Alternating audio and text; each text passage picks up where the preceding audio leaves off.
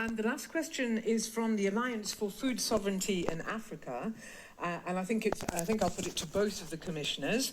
Will the EU uphold the right to food, land and seed sovereignty in all future partnerships?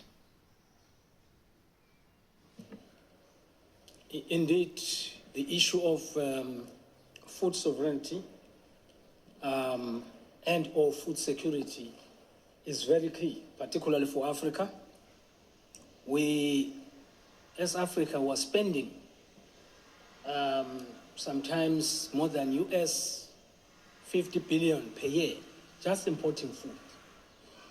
The funds which could be going to support our health system, our infrastructure, and even our education. So the issue, therefore, of food sovereignty is becoming more and more critical, which is why one of the critical things that we're looking at is to see how we can be able to grow this in Africa.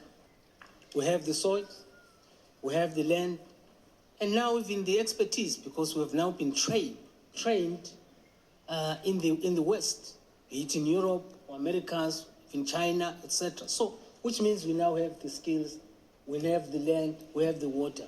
It's about time that we start saying, let's stop talking, let's make sure that we can now grow what Africa needs. I thank you. Thank you very much.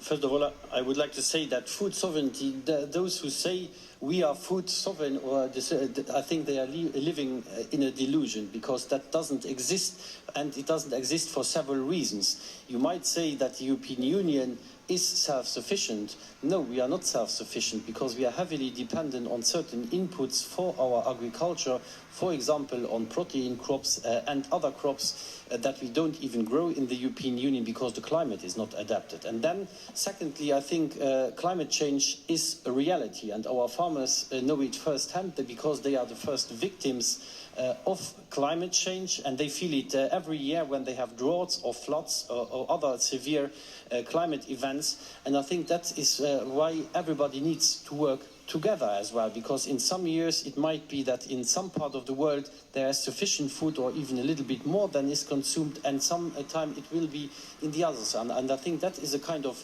safety net about which we have to think, that this exchanges that we currently have can shift over the periods, over the years, and I think there we are of mutual help to ensure as well and have a certain kind of security net when one and the other work together. But you mentioned as well another point that is, in my opinion, very important when it comes as well. You don't only said food sovereignty, but as well seed sovereignty. And I think that is something very important as well, because we have to avoid some mistakes that in some agriculture economies have been made in the past, that you are dependent on those who detain the patent of the seeds.